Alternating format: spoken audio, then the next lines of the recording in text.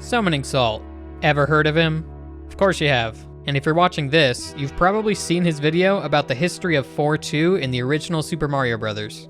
That level has quite the history, and has continued to have interesting developments even after that video was made. You may be familiar with all of that, but there's another level in this game which has its own storied history. An absolutely absurd history. That level is 8-2, one of the hardest levels in the game, in general, and especially in speedruns. If we go back in time just a few years, it was considered impossible to do a perfect run through this level. The strategy we were doing, which was 1/3 of a second away from perfect, was the agreed upon limit, and that was as good as it was gonna get. But over the course of just 1 year, everything changed. This level went from impossible to improve upon, absolutely never happening, to instead being the obvious best place to improve the world record. How did that happen? Well, it was through a very odd sequence of events. Today, you'll learn why someone waited 20 minutes on the title screen before starting a run, how people were running millions of simulations to try and find a solution, potential ideas coming to one runner in a dream. We'll talk about frame-perfect tricks on the title screen, phantom bullet bills, and more. If all of that seems a little absurd and way too involved for one level in a 40-year-old video game, you're exactly right. Stick around. This is the story of Level 8-2. Before we move on, I have to take 1 minute to tell you about this video's sponsor, Raycon. They just launched an upgraded model of their everyday earbuds, and they include new features, which I personally appreciate. Sometimes I see a pile of dishes in my sink and feel sad. Then I remember I can listen to a podcast while washing them, and then I'm actually excited to do it. Household chores is the most common time I use earbuds, and Raycons are nice because you can tap them to adjust the volume or pause what you're listening to without having to pull your phone out. I also have been looking for some noise-canceling headphones, but I don't really like over-the-ear headphones. The new everyday earbuds were a perfect fit for me because they now have active noise cancellation. They come with different sizes of gel tips, which help them fit in my ear a lot better. They're water resistant, and their newest line comes in a variety of colors. If you'd like to try them out, click the link in the description, or go to buyraycon.com/cosmic to get 20% off your Raycon purchase, plus free shipping. Alright, let's take a trip back in time to the year 2019. The world record speedrun of this game is 455.79 by SumWes. This is what 8-2 looks like in his run. He clears this piranha plant, waits on the stairs for a bullet bill, and then performs the bullet bill glitch. I keep re-explaining this flagpole glitch every video, so I'm gonna have to skip it this time. If you're not familiar with this trick, I recommend this video by Bismuth for the best explanation. One crucial detail of it that you must understand for this video, though, is that it's only possible because of a specific quirk in this game. You can only interact with enemies every other frame. Half the time, you'll stomp enemies or take damage from them on the first frame you touch them. But the other half of the time, you'll just go through them on that frame, and nothing will happen until the second frame you overlap with them. We call this coin toss, because there's a 50% chance each frame that you'll interact with an enemy. Or not. Anyway, in this run by SumWes, his 8-2 was one frame rule slower than the perfect tool-assisted run. This was one of just a few areas in the run where we knew you could go faster, but at the time, it was considered totally unrealistic, impossible. And why was that? I don't know. I really don't know why that was the consensus back then. I think those who were familiar with the requirements just decided they were probably too hard. They relayed that message to everyone else, and we took their word for it. After all, we were having a hard enough time getting past this stage without making things even harder on ourselves, so looking into this wasn't really a priority. But around the middle of 2019, it started to make more sense to look into it. Multiple people were getting runs with all the well-established tricks, and it was time to push the game further. We knew we could save time in 8-1, but that alone wasn't going to be enough to get the record down to 454. It was time to find out if 8-2 was possible, even if just hypothetically. In July of that year, the runner and glitch hunter Nobody Calls Me Tubby, you may know him by another name, comes out of nowhere with this video. A perfect 8-2 in 3 segments. It's not a perfect run of the entire level, but it does show each piece of the puzzle can be done. Let's go ahead and break down exactly what a perfect 8-2 is. There are 3 parts to it, hence the 3 segments in his video. He tried each part a bunch individually until he got it, and then put them all together to show what the whole level would look like. Step number 1 of a perfect 8-2 comes immediately at the start of the level. You need to do a fast acceleration. Mario accelerates faster jumping backwards in the air than he does running forwards on the ground. Doing a perfect turnaround and jump at the start of the stage, you can accelerate just a tiny 1 to 2 frames faster, depending on the level. But that extra bit of speed is going to make all the difference here. Once you get the perfect acceleration to start the level, it's smooth sailing for a bit, until we reach this big gap. Now we have the next obstacle. This big pipe is in the way. Normally you could jump clean over the pipe and the piranha plant, but not with the giant pit that comes just before this one. There's not enough space to gain height before slamming into the pipe. To get past here, we're going to have to slow down, at least a little bit. This is the main reason doing the level perfectly is hard. It's easy enough for skilled runners of this game to maneuver Mario around the pipe and over the plant, but doing it absolutely as fast as possible, it requires a different approach. You can't just wait until Mario is above the piranha and then speed back up. You have to land on the edge of the pipe and do another jump, so you can clear the plant while speeding up earlier. There are absolutely no frames to spare on the frame rule here. Normally, it wouldn't be a big deal if you jump a little bit after you land, or don't land right at the very edge, or slow down slightly more than absolutely necessary. But to get a perfect 8-2, there are absolutely no frames to spare on the frame rule here. You have to land on the very edge, jump as soon as possible, slow down as little as possible to avoid bonking the pipe, release your jump at the perfect time so you land on the pipe as soon as you can, and jump off the pipe as soon as you land on it. It's a harder thing to do a whole series of inputs like this than it is to just hold right and time some frame-perfect jumps, like with most other tricks. This whole sequence is pretty tough, but by spamming attempts at it, Tubby was able to get past the pipe. 2 steps down, 1 to go. The final step was, of course, the bullet bill glitch. But again, we have to do it perfectly. We can't just land anywhere on the bullet, we have to land on the very front in order to be fast enough. The usual approach is doing a big jump off of the staircase to land on the bill. But for some reason, Tubby was always 1 frame too slow to get the frame rule. He started messing around with other ways to jump on the bill to see if it made any difference. And he figured out that doing this really weird jump onto it, it came out fast enough. So that was it. He had demonstrated that each of the 3 difficult parts of a perfect 8-2 could theoretically be performed.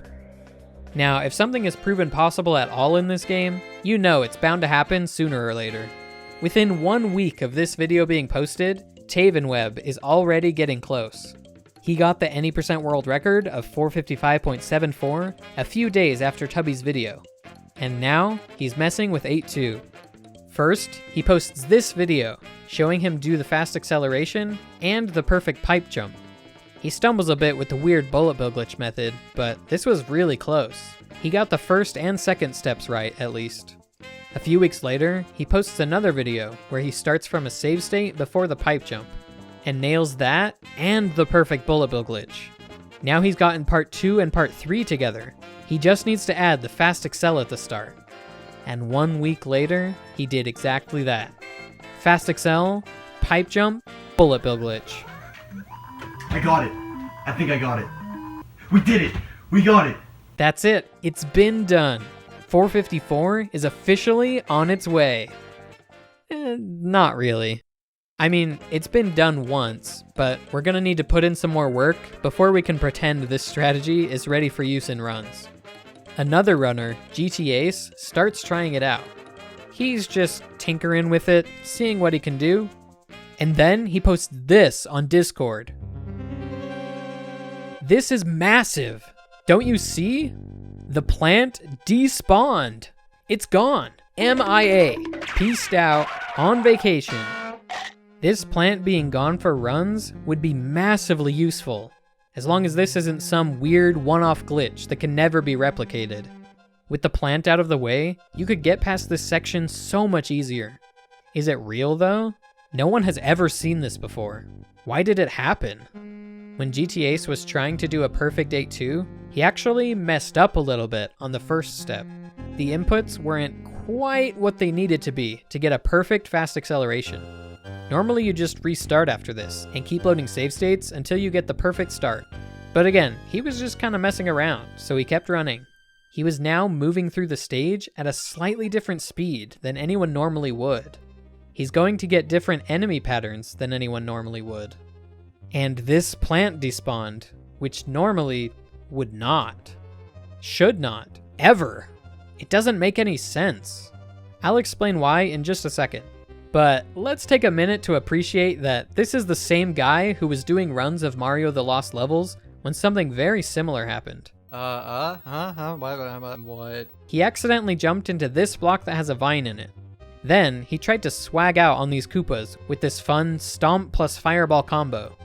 But he missed fireballing the second one, and somehow all of that accidentally despawned the flag at the end of the level. This guy is the king of accidentally despawning stuff. Shoutouts to GT Ace for finding these things, for giving me 2 video topics to talk about, and for helping a lot with the research for this video.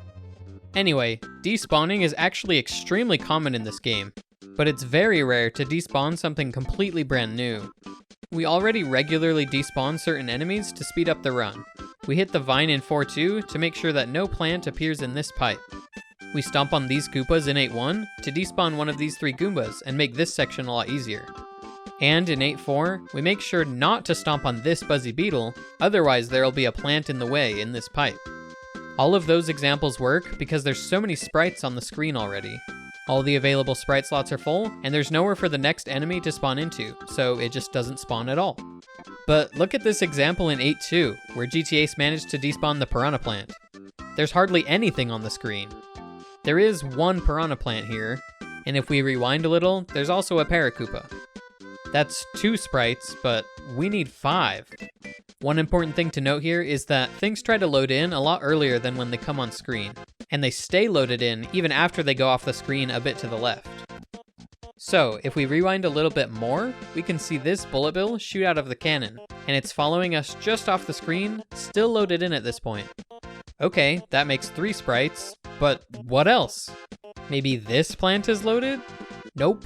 Fun fact, Piranha Plants and Hammer Brothers actually have specific checks in place to delete them sooner after going off screen than every other enemy. I'm not positive why this is the case, but if I had to guess, maybe because there's just so many Piranha Plants in all the pipes in this game, and they don't want them hogging all the sprite slots as much. And Hammer Bros, I guess they probably don't want them chucking hammers at you from off screen or something. But yeah, this Piranha Plant in 8-2 is not going to help us, because it despawns 9 frames too early. As far as I can see, there's only 3 sprites out of the 5 we need here. But let's go to the exact moment the plant in the tall pipe tries to spawn in, and take a look at what's loaded into each sprite slot. We've got this Piranha Plant, we've got the Parakoopa, we've got the Bullet Bill, we've got 2 other Bullet Bills? What? Alright, my fellow Mario speedrun enjoyers, let me introduce you to Phantom Bullet Bills. There's a really odd quirk with the Bullet Bill cannons in this game. Here's how they work. As you go through a level, once you see one of these launchers, it initializes a timer. The timer starts at 14 and ticks down based on the random number generator. So once this timer exists, the game is constantly doing dice rolls to decide when to decrement the timer. Once it ticks down all the way, it loops back to 14, and a Bullet Bill shoots. Each cannon has its own timer, and they're all waiting independently for their chance to shoot. In the case of 8-2, there is a lot of bullet launchers, so we can get the maximum of 6 timers going at once. Here's the goofy part though. The timers stay in memory and keep working even after the cannon has gone off screen. As soon as you encounter a bullet launcher, the game will continue trying to fire Bullet Bills for the rest of the level, even after you're well past it. Whenever it's time for a Bullet Bill to shoot, the game will first check to see if that particular cannon is still on screen. If it is, then a bullet will of course fire from it. But if it's not, the bullet just gets deleted instead. There is, however, one frame where the Bullet Bill exists. The Bullet Bill ID will show up in the sprite slot list for a single frame before being deleted. The value for bullet bills is 33, and even though there are no bullet launchers on screen right now, you can see the number 33 popping up very briefly here and there. This is what we call a phantom bullet bill. A bullet bill which never really exists on screen, but does show up in memory for 1 frame at a time. A bullet bill which, though invisible, can affect gameplay. Now that you get the basic idea of phantom bullets, you probably understand what has just happened here in 8.2 with the plant despawning. And if you start to put together the finer details, you'll realize just how insane this all is. Let's review. We need 5 sprites to fill up all the sprite slots, so the plant doesn't spawn. We get 2 for free, the piranha plant in the little pipe, and the Paracupa. We need 3 bullet bills to fill in the rest, and 3 is actually the maximum number of bullet bills that's possible at a time, so this works out perfectly. In our plant despawn example, we have 1 bullet bill that shot out of a cannon and is following behind us, still barely loaded and not even visible on screen at this point. We need 2 more bullet bills to fill the remaining sprite slots, and the only way we're going to get them is through the phantom bullet bill phenomenon. Let's take a second to think about what we're really asking for here. We need the cannon timers of previous off-screen cannons to expire, so they try and shoot a bullet bill and it fills up a sprite slot. We need 2 phantom bullet bills here. Remember, phantom bills only exist for 1 frame, so we need 2 cannon timers to expire on the same frame. But they'll also only remain in the sprite list for 1 frame. So we need 2 phantom bullet bills, we need them to appear on the same frame, and we need both of them on the same frame that the plant tries to spawn in. It all sounds crazy and bizarre, but that's what we're dealing with here. We need a pattern where 1 bullet bill shoots to the right, and 2 more try to shoot at this exact moment from off-screen launchers. I did say that there are 6 timers available though. They're going ham trying to spawn bullet bills constantly, so how rare could it really be to get 2 of them to shoot on this frame?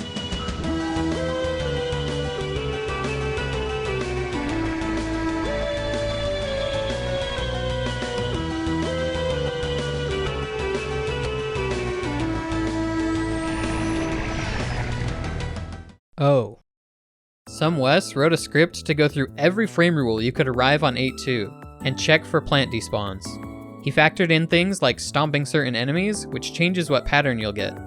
His script tested millions of combinations, and in the end, it found 13. Out of all of them, he found 13 frame rules you can get the plant to despawn on. That's not a lot, and it shows just how rare this is. But it's enough. We only need 1 after all. So that's it. Problem solved. We can despawn this plant and make this part of the level easier. Let's go to the leaderboard now and see how many runs on there make use of this strategy.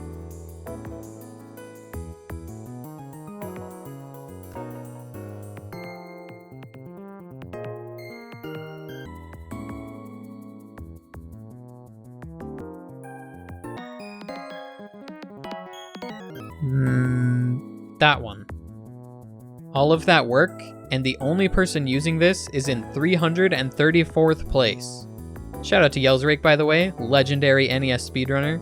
But why is he the only one using this? The issue is that when we're trying to match the TAS and do a perfect 8.2, there's already a somewhat rare pattern in place that we have to manipulate. All of this plant despawn stuff has been focused on part 2 of the level, getting past the pipe. But part 3, the bullet bill glitch, also requires a bullet bill shot. And not just a shot, not even a fast shot. You need the fastest shot. Once again, we have no time to spare when trying to perfect this level. We need this bullet bill to shoot as soon as possible. And if you're too close to the launcher when its timer expires, this is another case where the bullet bill will just be deleted instead of shooting. It seems they didn't want them to shoot you when you're standing right next to them, which is fair. So the earliest this bullet bill can shoot is right here. We need this cannon's timer to expire at this exact moment, so we can use it for the bullet bill glitch as soon as possible. And that's the bad news. Of the 13 plant despawn setups that SomeWes found, none of them also gave a perfect bullet bill shot. That's really unfortunate. But it was really unlikely with how many bullet timers we need to line up here. I guess this strat is dead. We weren't able to find anything, even though we searched through literally every pattern. Wait, what if we didn't search through every pattern? The script ran tests on every frame rule you can arrive in 8.2, but frame rules only allow you to arrive every 21 frames. The random patterns we get in the level are based on how much time has passed.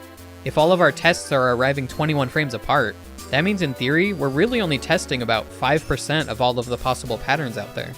If we're gonna make this happen, we need a way to make more patterns possible. We need a way to break the 21 frame rule. And this is when Mr. Tubby had a dream. His brain is working on this problem. He wants to despawn this piranha plant, and his mind solves it in his sleep. He wakes up, hurries to the NES to test out his idea, this gift that his dreaming brain gave him. He loads into Super Mario Bros., and it works. But it's kind of a huge meme. The idea is simple, just pause the game before the run starts. The frame rule timer pauses, but time in general doesn't. You can wait any number of frames like this, then unpause, and play out the rest of the run like normal. You can still only arrive at each level 21 frames apart, but you can start on any frame you want, meaning you get access to any of the other 20 sets of frame rules. This strat works. We have millions more patterns we can search through using it. But again, it's kinda dumb. You would have to unpause the game with frame-perfect timing to get the right pattern you want in 8.2, and you wouldn't even know if you did it right until you got to 8.2. And this is all just a big technicality in the rule set anyway. The rules say that time starts when 400 appears on the timer in the top right corner, because that's when you gain control of Mario. You can pause a couple frames before that happens and wait around, but it's pretty silly. It probably wouldn't fly on the leaderboards even if it was a good option for runs. Okay, back to the drawing board. This was a good start at least. Now let's jump over to legendary Mario scientist 3Creepio. He's also working on this problem. He knows if you can pause the frame rule timer, you can gain access to more patterns.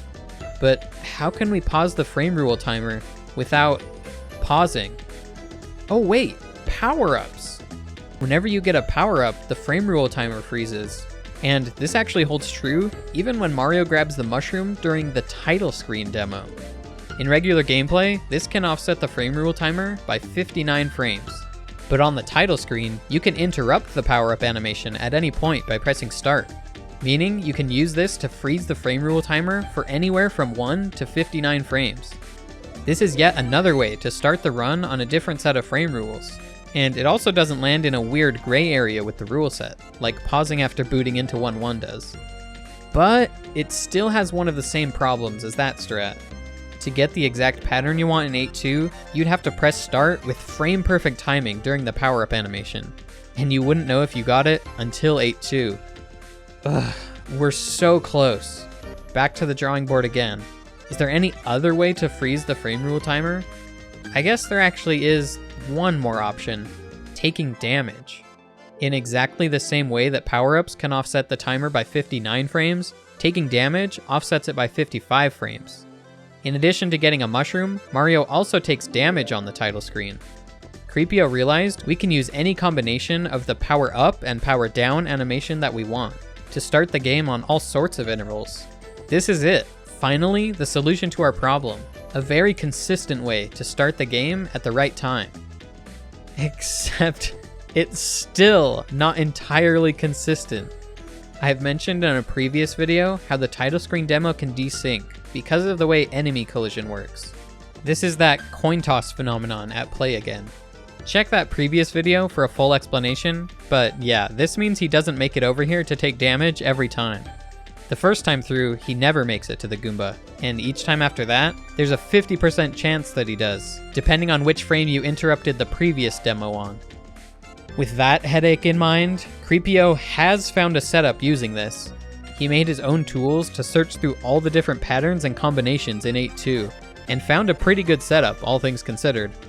But you may have realized by now that using this strategy is going to mean spending quite a while waiting on the title screen. The best currently known solution that gets a plant despawn and perfect bullet bill shot requires spending 40 seconds on the title screen to let Mario get 2 mushrooms and take damage once. That's not gonna cut it. This would make the run easier by getting the plant out of the way. But to put things in perspective, you'd spend 11 hours on the title screen every 1,000 attempts. Top level runs of this game are going to require hundreds or thousands of attempts, and you're probably just going to reset 1 or 2 minutes in. It's just not worth it. This is the real reason that Yellsrake is the only one using this strategy.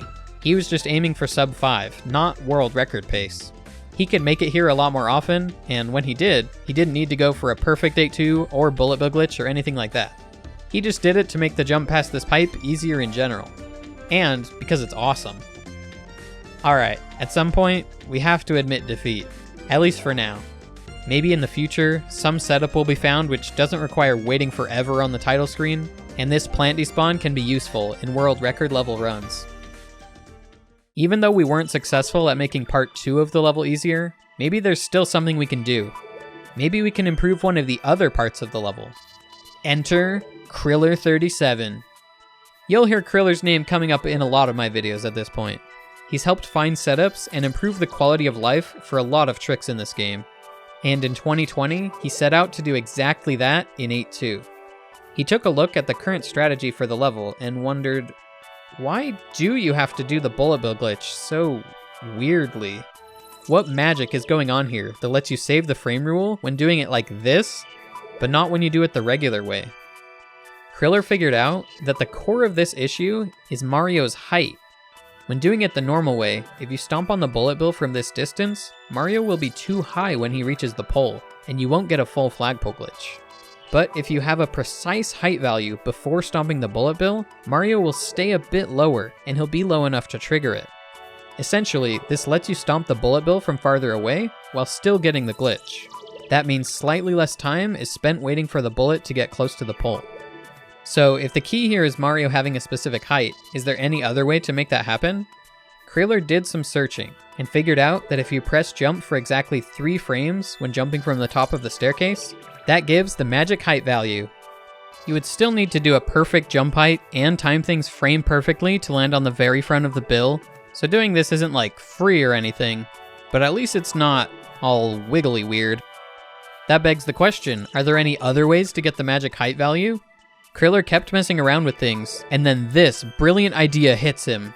Maybe the best solution isn't a specific jump height. Maybe it's not a jump at all. Maybe we can use a second bullet bill to bounce on. He tests this crazy idea, and it just so happens that you can get the specific jump height needed by running off the steps and bouncing on 2 bullet bills in a row.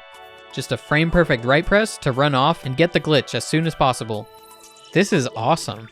I don't think an optimal bullet bill glitch can get easier than this. This is it. 454 is happening. Let's go now to speedrunner HitsCrits, who is about to do the first ever official 454 attempt using this strategy. Yeah, so the setup for the double bullet bill shot pattern has us waiting 24 minutes on the title screen. Hey, but once he waits this out, he's got a better shot at 454 than anyone else ever has. Ah, so close. Okay, that was of course a little silly, but the first setup for this really did require waiting around for 24 minutes. No worries though, just one day later, more setups were found that only involved a few seconds of waiting. You'd think at this point, everyone would jump on this cool new double bullet bill strategy, but surprisingly, that never really happened.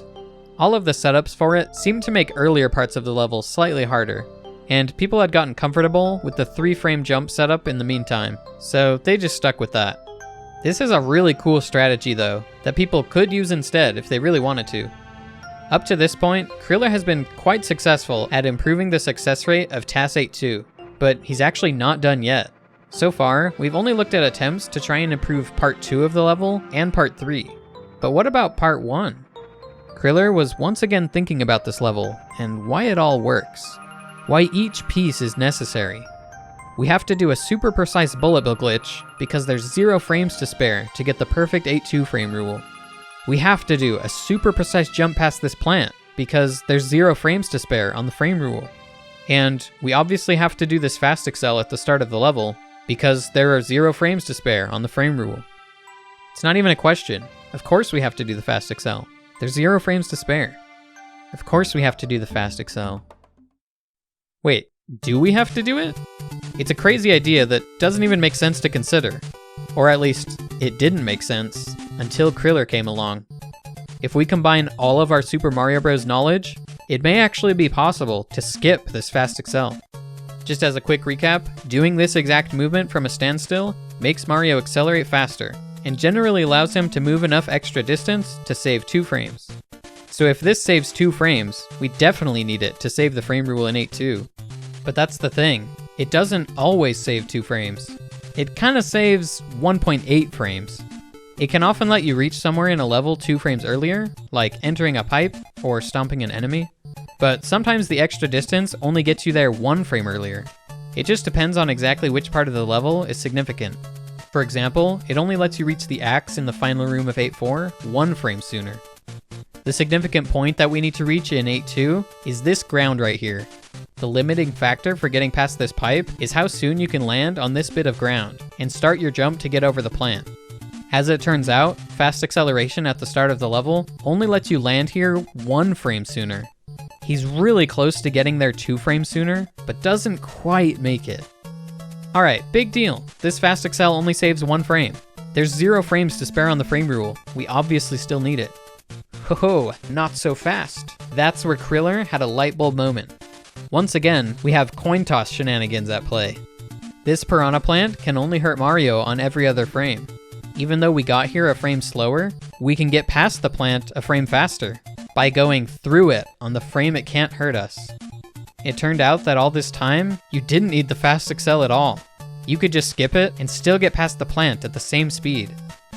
Kriller didn't just improve part 1 of the level, he removed it. Thanks to his efforts, now runners just needed to do the fast pipe jump and then use his much more straightforward jump onto the bullet bill. This is the current strategy for matching the TAS in 8.2. Just a few months after these innovations, Nifsky got the first world record with the TAS 8.2 frame rule. And 5 months later, he managed to include a perfect 8.1 as well, resulting in the legendary and long-awaited 454. It's crazy how much this level changed in just 1 year. It went from impossible to a really hard strategy done 1 time in practice, to a pretty consistent strategy that was implemented into runs before other known time saves even were. Let's recap everything it took to get here. We looked into an exceedingly rare plant despawn, something that works because of Phantom Bullet Bills. These Phantom Bullet Bills have to appear on the same frame as each other and the same frame that the plant tries to spawn in. We searched through millions of combinations to try and make this a useful strategy, and in the end, the only person to use it is in 334th place. The strategy requires waiting 40 seconds on the title screen. There's a 50% chance it doesn't even work after waiting all that time. At top level, you cannot afford to deal with all of that. So we try something else, this other very rare double bullet bill strategy. Turns out we're not happy with that solution. Turns out you just need a particular jump onto the bullet bill. Turns out you don't even need to do a fast accel at the beginning of the level at all. You can just jump through the Piranha Plant. It's all just so ridiculous. All of these things combined together for what I consider to be the most absurd strategy in Super Mario Bros. Speedrunning. This is the absurd history of level 8.2. It's amazing how often a simple solution is not the first one found. People find a method that could be possible and work really hard to make it happen until it becomes real. And then somewhere down the road, a much easier, simpler approach is discovered. I don't know why this happens, but it really keeps things interesting. It's always amazing and entertaining to watch brilliant minds at work as they push into unknown territory, and fascinating to see what trinkets they bring back from their voyages there. That's all for now. Thanks for watching, and subscribe if you enjoyed. I've got a lot more videos like this coming.